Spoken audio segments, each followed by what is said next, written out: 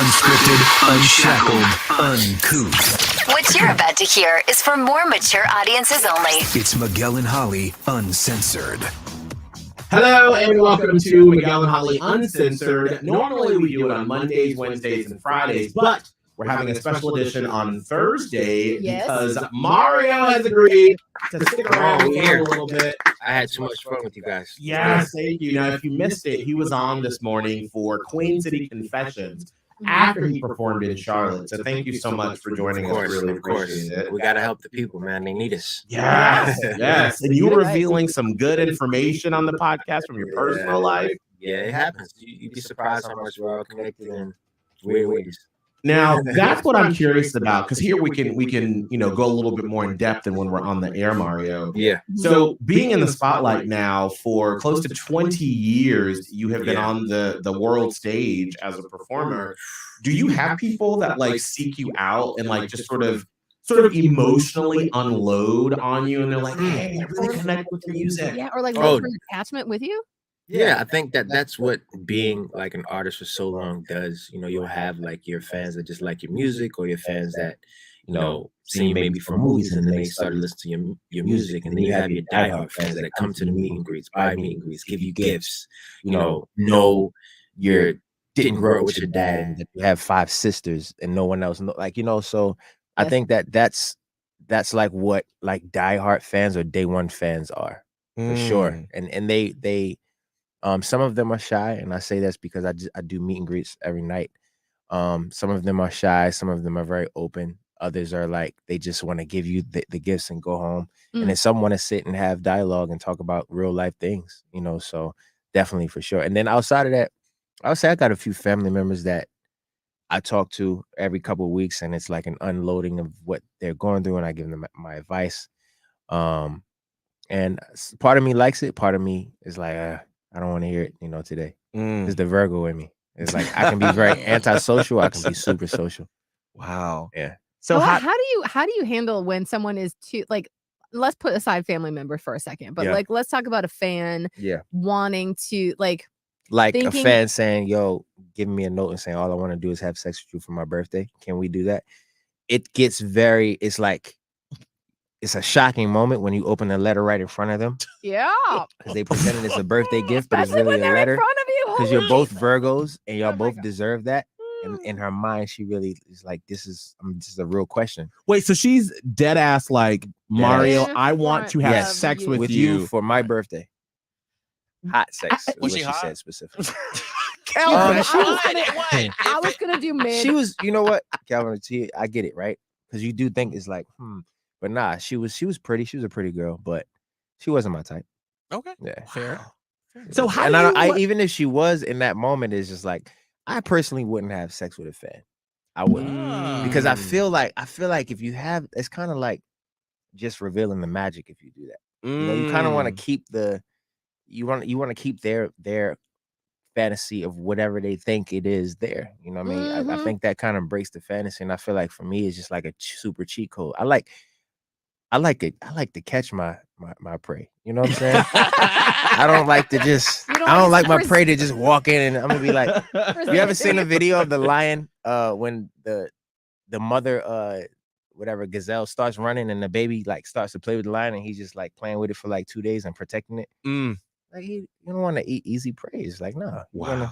Okay, but work for it. If the opportunity to hook up with Mario presents itself, how are you not a Mario fan? If you don't, well, I think there's different types of fan, Kevin. Okay, you know, I think that there's like there's women out here that just because of who I am, just because they're fans, they wouldn't just drop their panties for me. Got it. And then you have fans that are really like obsessed, like on some, I gotta know what that thing hit for. You know what I'm saying? And they like, I need to know. New term. I love the music. I want to see it. Great voice. I like your performances, but I need more. And I paid for this. I pay. No, you know, but it's funny because when I do meet and greets, so my last tour, I did meet and greets and I had, my limit was like 100 people.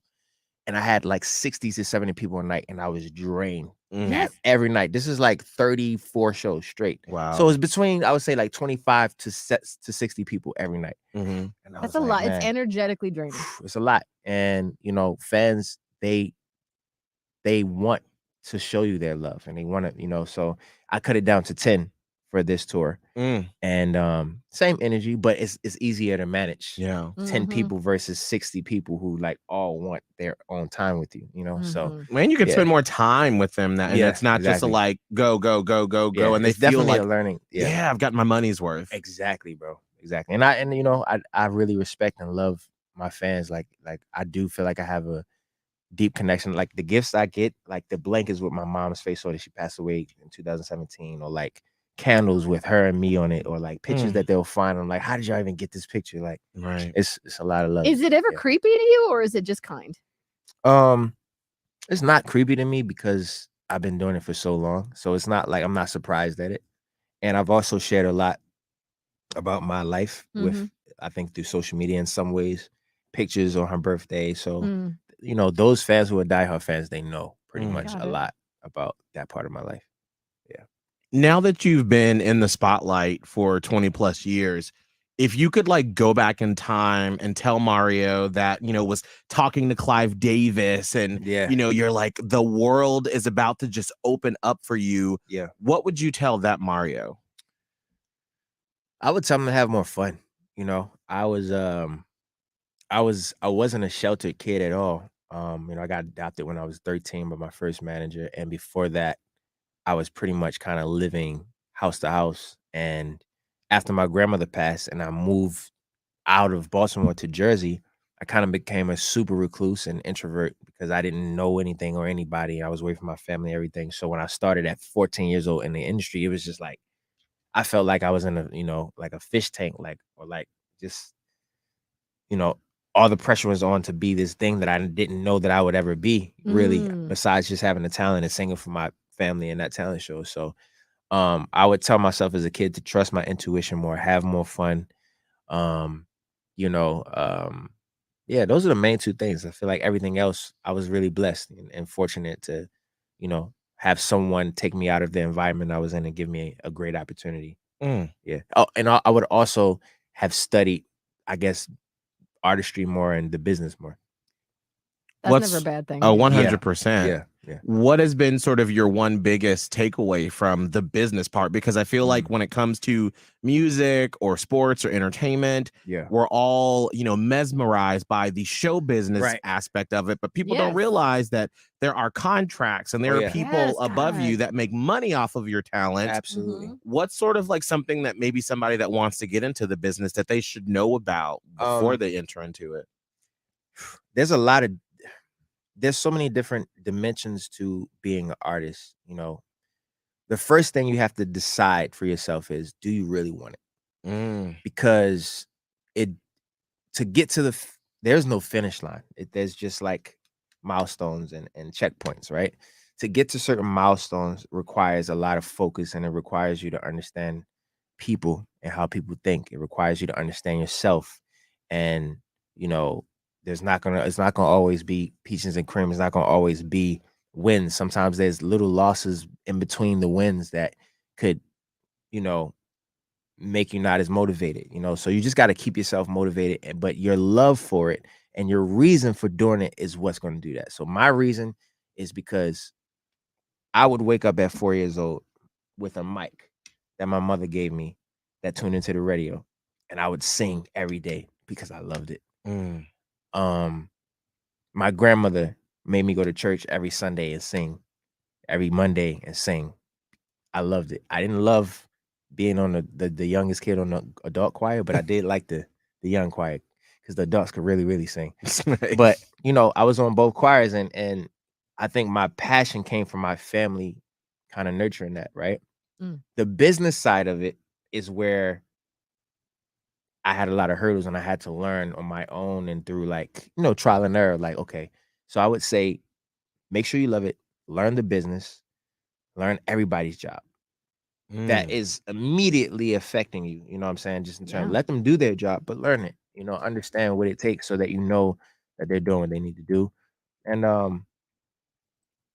I would say try to find someone that you can trust that started with you from day one, because you're gonna need that type of person around you to help you to navigate. It's kind of like when you go and take plant medicine or something, somebody says like a shaman, you need Mhm. like a guide entertainment shaman. You know what I'm saying? To help Mhm. to be there for ground you you. through the world. You know what I'm saying? So yeah. Wow. Yeah. That's so smart. That is Yeah. incredible. Mhm. 2 quick questions before we let you go. Mhm. How true, and obviously we don't want answers here, and Yeah. feel free to say bleep off, I'm not answering. Like it. Because one of the things that Holly always gets on to me about whenever we do any stories about celebrities, and I'm always like, how much is this celebrity worth? And I go to celebritynetworth.com. Yeah. I'm just curious. Yeah. How accurate is celebritynetworth.com or any of those websites? Because I'm always like, how do they possibly know? I don't know how they calculate net worth. Right. I mean, I don't know. I haven't even looked up mine. I don't know. Did you look it up? I did actually. You know You want to ask me mine? I can tell you. Yeah. What is I can. No, I no, don't no. mind. No, I'm not saying you have to say yes, this is or not. I'm just saying, are they is it Is it remotely true? accurate? I Right. don't Miguel- know what it Oh. says. I never read it. It says $14 million. I would say it's not accurate. I'm gonna tell you Okay. why. Because if you just think of my catalog by itself, right, Mhm. and then you calculate, I don't know if you guys know how things work behind the scenes, how much money you make from like streaming and stuff like that, but I make a lot of money on the streaming, just on the streaming side of things, Right. just from the catalog. Right. And so, yes, it's not accurate. It's not accurate. It's way too low. There you go, Miguel. Yeah. Ah! Okay, I It's was not always accurate. wondering. Well, because bitch. my mom one time sent me a screenshot because it said my net worth was $1 million, and she was like, "What?" And I was like, Right. "That's not true. Right. You're like, it is lower than that. That is Absolutely. no." Yeah. And then before we let you go, what was the one purchase that you made for your family when you made it that made you go, you know what? I'm here to help out my family and I'm here for you all. And you were like, yes, I did it. I made it. Man, it's so funny because I was thinking about this the other day. I think it's a plethora. So my family's kind of all over the place, and I would say just like things I've done throughout the years for my family members, like lump sums of money and just like getting family members out of jail and helping them get in new places, or like helping, family members get into new houses, or like just like things like that, just that I've done consistently over the years. I wouldn't say there was one thing. I think it's more about the consistency that I've had, because a lot of times, like, you can give your family members money, but not everybody knows how to, manage money. 100%. And so I think for me, it's more of like educating, my family members on how my job works, Mhm. and, how to take the knowledge that I have and give it to them, Right. So, I mean, when my mother's alive, like, I brought her a place, brought her cars, like, she had everything that she wanted. But as far as family members, I would say it's just been like over the time, just taking care of people and doing things to Right. help them evolve in life. And Yeah. I think that to me and to them is probably more valuable than just giving the lump sum of money at one time. Because Yeah. you give somebody $10,000 or $15,000 or $5,000 here or whatever, it's gonna go, and then it's like, Now if what? you're not teaching them, like, okay, well, what are your goals? I'm that person. I'm like, okay, you need what for what? Okay, then what? What are your goals for the next 5 years of your life? Because I'd rather, okay, if you're hooked on drugs or you're on alcohol, I want to tell you the things to do to get off of that, so that you can be the best version of yourself. So I live in Baltimore, so a lot of my family were suffering from substance abuse. My mother suffered from heroin addiction. She's passed away from a fentanyl overdose. So, I've dealt with a lot of instability when it came to emotional intelligence and certain things. And like, my thing is always helping the person become a better person versus just giving money. If that makes sense. But I get your Absolutely. question. Right. But again, that number would be spread over time. Yeah. You know what I'm saying? And like, really, like, just being there more so mentally, emotionally, spiritually, like giving knowledge, I get it. valuable things that Mhm. are priceless. Well, and I think that's why you have been around the industry and been able to last for so long, is because you can tell that you are a wise a wise person. Like when we asked you earlier when you're on our show about, hey, help us with Queen City Confessions, you were like, wisdom. I'm like, clearly you don't stick around this business for that long and have good people surrounding you if without you don't having gaining knowledge about this. 100%. And so clearly you have that. And so thank you for letting us, anytime be in the I really feel like outside of music, I finally feel like I'm up. Funny. No, I'm on tour right now, so I take random naps. But I really feel like my gift in life is more than just music. You know, I really connect with people on levels that and understand life on a level that the knowledge that I've been able to absorb can literally help anybody, you know. And I see a lot of things on like podcasts and like, a lot of people writing books on consciousness and emotional intelligence and how to get rich and how to do this and how to do that. And I feel like as an artist, you kind of have to know and all of that in order to be happy and do this, because it requires so much of you. And there's no real cheat codes. We're not talking about, paying for this or paying for ads. And like, we're talking about like living and also having success and enjoying your life outside of it and being a real person and having a sense of who you really are. If all of that was to fail right now, if none of you ever wanted to talk to me again, I still know how to be happy, and I still would be happy with myself. You know what I'm saying? Like, it doesn't define who I am, but I do love talking to you guys. I'm just saying it wouldn't define, and I think you have to be able to that we yourself. all have to get to that space. So I'm taking it outside of like the normal conversation for a second, because I feel like something's telling me to say this. But in this world we live in right now, it's important for us all to get into a space of self-love and self-acceptance, because the world as we know it could shift at any moment, and the social media is not going to matter. All that's going to matter is your family and who loves you and who you love. And those are the people that, when things don't go as planned, are going to be there with you. So it's like, how do I coexist and also be as much of a light to the people that I love, and so that we can all do this together if it doesn't go as planned, right? And we all got to come together and stay together and understand that this fight that we have right now is not amongst ourselves. It's not. So that's what I want for the world. That's really what I want people to really, really start to understand. I love that. Yeah. I think I needed that too. It like echoes what I believe, because that social media can have you in your head, feeling a type of way, trick you. And if you just shut that down for a minute, you're like, what really matters? Who are the actual physical people in my life that matter? Right. I think I just saw someone post on Instagram where they were like, how many people on your social media do you actually have and you could text them? Right. It's not a lot. Right. So who's actually in your corner? And we put so much value on it, when it's like, how many people can you truly, truly depend on? If you got in jail, who would you actually call? You're not gonna get on Instagram. Here's a like, question for you guys. Here's one. This is gonna be spooky you guys out a little bit. Okay. Social media, phones, power, everything goes out.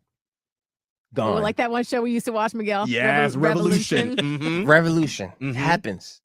I asked my followers like a week ago. I say, yo, are you guys prepared for just a blackout? Like, just you don't have control over solar flare, whatever happens. Right. Yeah. It goes out. Invasion, whatever. It's some, not alien, but like, like go back to solar flare. So Dragon Ball Z movie. Right. Yeah. I'm saying, like, what I think about it, I'm like, wow, like, I have like I have a kit at home. So my kit consists of like a generator that has a light on it that is also solar charged. It consists of like, I have like walkie-talkies. Oh my gosh. I'm loving this. I know, same, right? No, I have all types of like, I'm you like have a bunker? one of those, I'm building one. Yeah. I am. I'm not playing. That's Y'all the ain't- shit I would buy if I had money. Yes. I'm Yes. Can we building come one. to your? Shit I Can we would come buy. to your bunker? Now, Miguel and I, It depends on how Miguel big it and is. listen, Miguel and I have been already plotting this for the last 15 years together. It's Literally. Listen, really- why not? Listen, all right, think about it like this. Mhm. Think about it. It's simple. We spend so much money on things that we don't need. Right. Like, I was at the crib the other day, and this is like, you guys are cool. I like I was at the crib the other day and I was looking around. I'm just like, yo, I have so much I have things that I don't have, things in storage. I have so many things that I don't need. Things and things that I've spent money on. And that I'm spending money on, that's taking up energetic space. And so my goal for this year is to get rid of things that I don't need. And that could be a certain type of things that's just sitting on my table, like things that don't energetically serve me, because everything carries energies, memories, everything. So I was like, all the money that we spend, like there's places that aren't cheap that are cheaper to live. There's places they may not be in the places you want, but that you can buy a little property on and build whatever you want on. But we don't think like that because we're like, oh, how do I get this big house in LA or this big house and like, so you have to start thinking for like the future and like, you know, just in case things get a little salty, right? And so I think like this, and I encourage people that I love to think like this. You know, start looking at land in places where the land isn't a lot of money. Buy a lot of land, build something on it for yourself and your loved ones or whatever. Like, you know, even if you use it as a vacation or just to get away, but start thinking more like that money that you want to spend on clothes and this, just start putting money aside to do something like that, because maybe you might need it one day. And listen, this is something that Holly and we have been working together for 15 years. We lived together for the first 5 years. Wow. And we learned in that time that we both have that similar personality, because especially when The Walking Dead came out was around that time. It was when it came out. And so we would literally sit around and be like, all right, so if the power went out, where would we meet? Like if I was in Atlanta visiting my family and you were still in Florida, where would we meet to like figure out that like something is amiss? How do we get communication? Do we have enough water? Like the water thing is a joke, but like really for real though, do you have those straws that can like get the contaminants out of water? Yeah. I don't know. I'm just saying. I mean, that's better than nothing. You know, that's better We than something. We have been planning this for quite some time. And so I don't know what the plan is, by the way, if you're in Charlotte and I'm still in Florida. I was just I was disassociated for just a second because I was like, how am I going to get a hold of Miguel? I mean, it's good mental exercise to think about these things. You know? Right. Yes. I think we learned that through the pandemic that, you know, we have to start thinking a little different, you know, in terms of our future. You know, when you live in a world where you don't have the control over how we don't know how it's gonna happen. This is what I feel like, without getting too much into things. I feel like we don't have control of how people respond to things. And that affects us. So if you're one person and you have 10 people that respond to something the same way, but you guys are in the same parameters, like it's gonna affect you. Right. You don't have control over how people respond to things, and so that ultimately affects you. Yeah. I mean, right there, you just summed up 2020 till about 2022, where I mean, it was like, yes, you can control what happens in your household, but the people that are hoarding the toilet paper and you know, taking everything else, you can't control that. Else. No. So just control what you got going on in your house and provide for your own.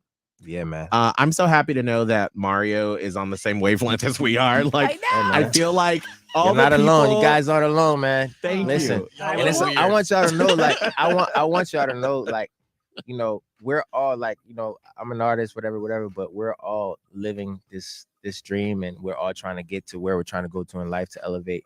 But at the end of the day, we're all going through a lot of things together still. You know what I mean? So we're not alone. We just have to, you know, socially talk more, you know, about these things. Yeah. Wow. Mario, we're gonna put be you okay on with our that. Mario, we're gonna put you on our plan. So like if we get stuff, we'll reach out to you. We'll figure out how you're all right. How are you gonna communicate? Right? Yeah. I don't know. That's what we got to talk about. That's what we have a meeting after the show about. Exactly. That's off the air. We can't talk about that Off social media, right? Well, Mario, you are officially now a part of the Platypus Posse. That is what we call our Miguel and Holly fan members that listen and watch our podcast, our Uncensored podcast. Yes. You are now officially a member Uncensored. of the Platypus I love Posse. that. So welcome. Yep. I love that. Thank you, guys. Yes. Awesome. Thank you. Well, Mario, thank you so much for spending time with us. We appreciate it. Anytime. My pleasure. Thank you, guys. Miguel and Holly Uncensored. Catch it on the iHeartRadio app,